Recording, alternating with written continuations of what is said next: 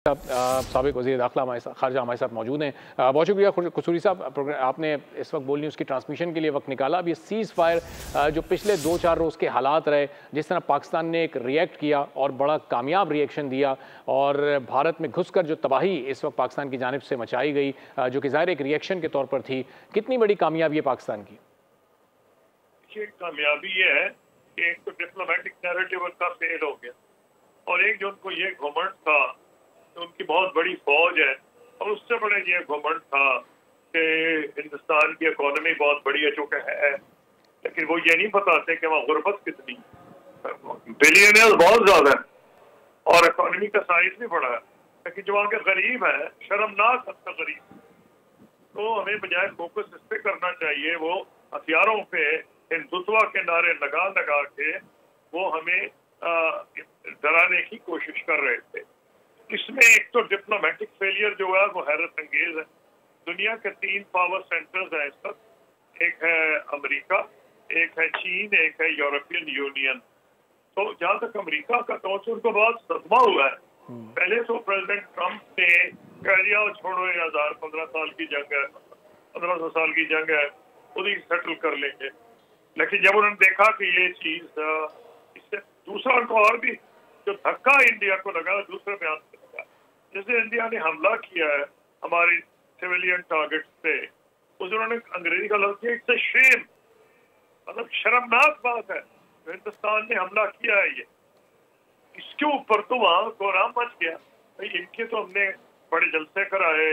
अब की बार वो क्या था, अब की बार ट्रंप सरकार इन्होंने गुजरात में कराया और ये ट्रंप ने हमसे क्या कर दिया है, हमने तो कहा था हम चीन के दुश्मन है, तुम्हारे साथ मिलकर चीन की दुश्मनी करेंगे, और ट्रंप ने ये कर दिया। वह ये है, फिर आप देख लें यूरोपियन यूनियन, उन्होंने तो कमाल कर दिया। उन्होंने जो बयान दिया इतना सख्त था कि जो हिंदुस्तान के वजीर खारजा है, एक्सटर्नल अफेयर्स मिनिस्टर, वो तो बिल्कुल गुस्से में आपे से बाहर हो गए। उन्होंने अंग्रेजी में कहा, तर्जुमा करूंगा, यूरोप थिंक्स यूरोप्स प्रॉब्लम और world's problem, but it doesn't think world's problem और यूरोप्स प्रॉब्लम। यूरोप ये समझता है उसके मसाइल यानी यूक्रेन, सारी दुनिया के मसाइल, लेकिन यूरोप ये नहीं समझता दुनिया के जो मसाइल यानी हिंदुस्तान अपने आप को दुनिया समझे, हिंदुस्तान के मसाइल उसके मसाइल नहीं। तो बड़ा सख्त बयान था यूरोपियन यूनियन का, बगैर प्रूफ के अपने हमला कर दिया। चाइना ने तो कमाल ही कर दिया, उनके जो फॉरेन मिनिस्टर का वांग यी, और वो जो उनके कम्युनिस्ट टॉप लीडरों में भी है, क्योंकि सिर्फ फॉरेन मिनिस्टर नहीं है, उनकी पॉलिट ब्यूरो के मेंबर है, उन्होंने ऐसा कमाल किया, उनका पाकिस्तान की सॉवरेनिटी सिक्योरिटी जो हमारे लिए बहुत अहमियत के हामिल है, कोहराम बच गया हिंदुस्तान। तो ये डिप्लोमेटिक आइसोलेशन इस वजह से भी हुई, एक तो गलत अंदाजे लगा रहे थे कि जो हमारी इतनी बड़ी इकोनॉमी है, लेकिन उन्होंने कोई सबूत नहीं दिया, कुछ भी नहीं, इल्जाम लगा दिया। अगर ये मान लिया जाए, जब 10 वहाँ कैजुअल्टीज इंडिया कश्मीर में हो, वो भी 90,000 कब्रें कश्मीरियों की हैं, पाकिस्तानियों की तो खुदा ना करें उसमें से 90 भी नहीं होंगी, और 90,000 कब्रें हैं जो कश्मीरियों की है।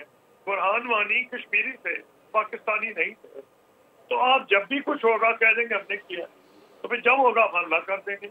इसको नेगेट करने की जरूरत थी, जो पाकिस्तान के मिलिट्री ऑप्शन ने नेगेट कर दिया। तो एक तो ये हुआ कि जो डिप्लोमेटिक उनका था वो फ्लॉप कर गया।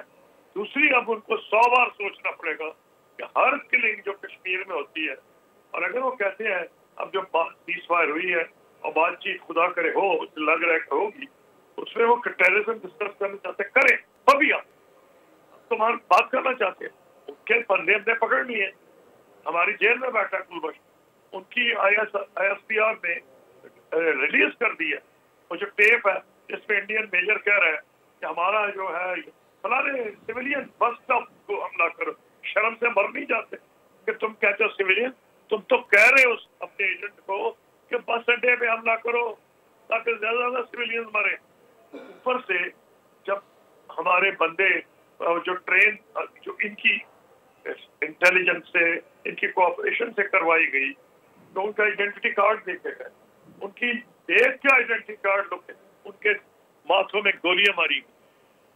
तुम्हें शर्म नहीं आई जब तुम्हारी मिनिस्ट्री ऑफ एक्सटर्नल अफेयर्स चुप करके बैठ गई? हमारे फॉरेन ऑफिस पे तो आई एम प्राउड, उन्होंने एकदम कंडेम कर दिया सिविलियन किलिंग्स को पहलगाम में। तो ह्यूमन लेवल पे भी पीछे रह गए, डिप्लोमेटिकली भी पिछाड़ दिए गए, और मिलिटरीली उनको ये पता लग गया है कि जितना मर्जी उन्होंने खर्चा किया है, लेकिन पाकिस्तान के अल्हम्दुलिल्लाह armed forces are one of the finest in the world. Yes, तो कुसूरी साहब, ये सारी स्ट्रेटजीज तो भारत की नाकाम हो गई हैं पिछले 20-25 दिन में। मकसद इनका क्या था? हासिल तो इनको कुछ भी नहीं हुआ। ये हासिल करना क्या चाहते थे? असल नुकसान क्या पहुंचाना चाहते थे पाकिस्तान?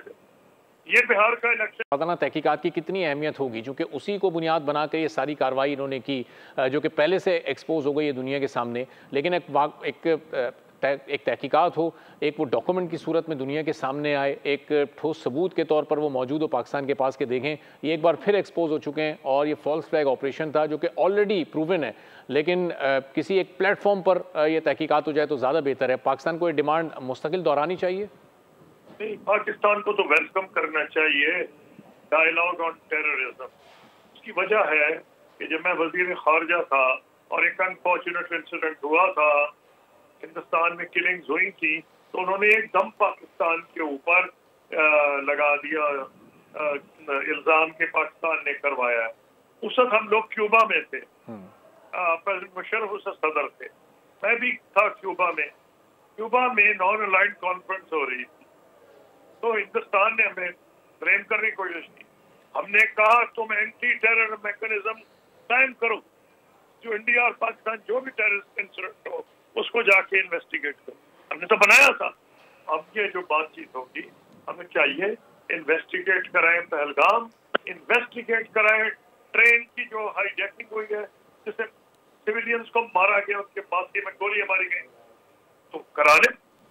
बिल्कुल, कश्मीर पे तो बात होगी, पानी पे तो होगी, लेकिन टेररिज्म पे भी होनी चाहिए। सही। और खासतौर पर जो इंडस वाटर ट्रीटी वाला इशू है, इस पर किस लेवल की बात होनी चाहिए? इसकी फौरी इसकी बहाली होनी चाहिए। मैं इसलिए कह रहा हूँ कि वो बात के बगैर तो पाकिस्तान ने कह दिया कि ये जिंदगी मौत का मसला है। उन्होंने यहाँ कहा है, पाकिस्तान में कई लोगों ने, कि अगर वो डैम जो आप इसलिए बनाए हैं पाकिस्तान का पानी रोक, आम डैम नहीं, हम पागल नहीं कि हम हिंदुस्तान के वो डैम उड़ा दें या हिंदुस्तान के लोग भूख से मार जाए।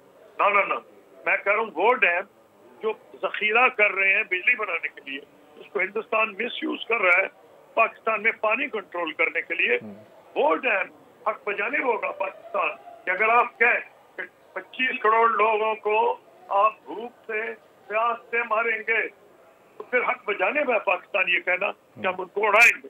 इसलिए बातचीत तो जरूरी है, इंडस बेसिन ट्रीटी वापस आनी चाहिए। तो कुसूरी साहब, जब ये सीज फायर हुआ तो ज़ाहिर है पाकिस्तान का अपर हैंड था, तो पाकिस्तान के पास ज़्यादा बेहतर मौका होगा अपनी टर्म्स को मनवाने का, ख़ासतौर पर चूँकि एक देरीना मसला है कश्मीर का, और जो 5-6 साल पहले भारत ने 5 अगस्त 2019 को जो एक हरकत की आर्टिकल 370 की सूरत में, 35A की सूरत में, उस पर किस लेवल की बातचीत होनी चाहिए, और उसको क्या हम रिवर्स होता आने वाले दिनों में देख सकते हैं इस बातचीत के नतीजे में? देखिए, जब भी बातचीत होगी तो नामुमकिन है कि कश्मीर पे बात ना हो और वो कहेंगे टेररिज्म करो, हम उसके लिए तैयार हैं। पानी पे तो इसलिए होगी कि सारी दुनिया को पता है कि इंडिया ने वायलेट किया ट्रीटी। तो वो तो देखिए, अगर कॉम्पोजिट डायलॉग शुरू हो और कॉम्पोजिट अगर ना हुआ, कॉम्प्रिहेंसिव हो जाए, जो मोदी साहब खुद राजी हो गए थे। इस्लामाबाद जब सुषमा स्वराज साहिबा आई थी और मरहूम सरताज अजीज साहब यहाँ के वजीर खारजा थे, उसने प्राइम मिनिस्टर मोदी से खुद सुषमा स्वराज ने प्रपोज किया था कॉम्प्रिहेंसिव डायलॉग में रेडी है। हर इशू ऑफ कंसर्न जो है, टेररिज्म, कश्मीर, पाकिस्तान, सब पे बात होनी चाहिए। तो इन्होंने ही प्रपोज किया। जब भी टॉक होगी हम कहेंगे आप ही ने किया था, बात कर दें। और कुसूरी साहब, हर थोड़े अरसे बाद हम देखते हैं, साल 2 साल बाद जैसी पाकिस्तान की इकॉनमी थोड़ा ग्रो करने लगती है, तो ये इस तरह के किसी फॉल्स फ्लैग ऑपरेशन को बहाना बनाकर और फिर ये हालात ख़राब किए जाते हैं, कशीदगी बढ़ाई जाती है। तो कोई ऐसा मैकेनिज्म भी बनना चाहिए दोनों ममालिक के दरमियान कि बस अब ये बहुत हो गया, अब ये हर साल 2 साल 1.5 साल बाद आप इस तरह का कोई मिस एडवेंचर ना करें, और ये भी मामला तयशुदा होने चाहिए, मामला तय होने चाहिए कि अब इस तरह बगैर सबूत के कोई इल्ज़ाम नहीं लगाया जाएगा और उस पर फिर वन साइडेड हमला नहीं शुरू कर दिया जाएगा। उनको आज बहुत जबरदस्त 2 थप्पड़ पड़े उन्हें इंटरनेशनल कम्युनिटी की तरफ से। एक तो उन्होंने अपने बंदों का IMF में कि पाकिस्तान का जो आप प्रोग्राम है उसको खत्म कर दें। दूसरा, वर्ल्ड बैंक जिसके हेड खुद इंडियन है, उन्होंने भी कहा है कि वो पाकिस्तान को इंडियन, यानी he is an Indian person of Indian origin, मुझे नहीं पता उनकी क्या नेशनैलिटी है, वो डुअल कैरेज है, डुअल नेशनैलिटी यानी इंडियन है, सिख है। उन्होंने आज $30 करोड़ क्लाइमेट के ऊपर, कुछ मैं देख रहा था ये, तो दोनों तरफ से थप्पड़ रसीद हुए हैं IMF और वर्ल्ड बैंक। तो हिंदुस्तान को समझ लेना चाहिए कि बैनुल-अक़वामी बरादरी इतनी पागल नहीं कि ये झूठे इल्जाम लगाए, 5 मिनट में इल्जाम लगाए, प्रूफ कोई ना दे, पाकिस्तान का इन्वेस्टिगेशन कराओ न्यूट्रल, उस पर भी राजी ना हो। ये दुनिया इतनी पागल नहीं बने। और खुर्शीद साहब, इसमें हमने ये देखा कि जो इदारे IMF या वर्ल्ड बैंक जैसे जो टेक्निकल बुनियादों पर फैसला करते हैं, उन्होंने बड़ा अच्छा स्टांस लिया। वो किसी सियासी दबाव में नहीं आए, वो किसी भारत के प्रेशर में नहीं आए, जबकि भारत ने अपने तमाम असर व रसूख को इस्तेमाल करने की कोशिश की। तो ये कितनी बड़ी सुबकी इस वक्त भारत की दुनिया भर में हुई है कि वो गैर ज़रूरी तौर पर, गैर अखलाकी और गैर कानूनी तौर पर पाकिस्तान की ये जो प्रोग्राम्स थे इनको भी सबूताज करने की कोशिश कर रहा था। जी हाँ, इसीलिए मैंने हम कहा था कि उनको बैनुल-अक़वामी बरादरी की तरफ से जोरदार थप्पड़ लगे। मैं अमन का हामी हूँ, मैंने तो किताब लिखी है नीदर हॉक नॉर डाउन, और मैं इसका हामी हूँ कि पाकिस्तान इंडिया के आपस में मसाइल हल हो। हमने तो कश्मीर का मसला हल कर लिया था। तो आप बात करें ताकि भारत और पाकिस्तान में जो गुर्बत है उसकी तरफ तवज्जो दें। ये बड़े खुश होते हैं जी हमारी बड़ी तरक्की है, ठीक है, और बिलियनियर इनके इतने ज्यादा है कि शायद अमेरिका के बराबर है। जो इनके गरीब है, वो गरीब जो है सब ह्यूमन लेवल पे रह रहे हैं, पाकिस्तान से भी ज्यादा गरीब है। इनके 2 तबके हैं, एक निहायत अमीर, एक निहायत गरीब। तो मेरा कहना यह है कि let us come focus on poverty, education, health, ये लेकिन जो हिंदुत्व का गुमांड है, इराब उन्होंने तो डोमिनेट करना है, पाकिस्तान, बांग्लादेश, नेपाल, अफगानिस्तान, उनके नक्शे में सारे शामिल हैं। तो खुर्शीद साहब, अब ये सीज फायर जब हो चुका है, हमने देखा कि अमेरिका की इंटरवेंशन से हुआ, अब इसमें किसी भी सालिस की या थर्ड पार्टी की इंपॉर्टेंस क्या होती है? जब ये टेबल टॉक शुरू होगी, वो किस लेवल की होगी और कितनी टेबल टॉक्स होंगी, उस बातचीत के, मुज़ाकरात के कितने दौर चलेंगे? जो पहली टेबल टॉक होगी उसमें किस लेवल के और क्या क्या मामला डिस्कस किए जाएंगे? अभी आगे का सिलसिला कैसे चलेगा और कितना देर पाओगा ये?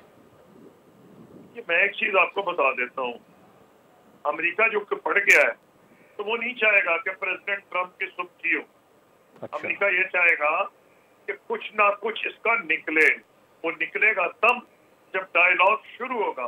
डायलॉग तभी शुरू होगा जब किसी, या कॉम्पोजिट कह लें, कॉम्प्रिहेंसिव कह लें, उसमें सारे मसाइल डिस्कस होंगे। मैं नहीं समझता कि प्रेसिडेंट ट्रंप अपनी बेइज्जती कराएंगे ये कह के कि मैंने दोनों को कन्विंस कर लिया है, दोनों को मुबारकबाद दे दी है। ये अच्छी बात है कि अमेरिका का इंटरेस्ट है, चीन का इंटरेस्ट है, यूरोपियन यूनियन का होगा, कोई शक ही नहीं कि सऊदी अरेबिया और ईरान का भी और UAE का और कतर का भी इसमें इंटरेस्ट हो। ठीक है, बहुत बहुत शुक्रिया खुर्शीद महमूद कसूरी साहब, साबिक वज़ीर ख़ारजा, हमारे साथ मौजूद थे। सब्सक्राइब करें और बेल दबाएं ताकि कोई खबर रह न जाए।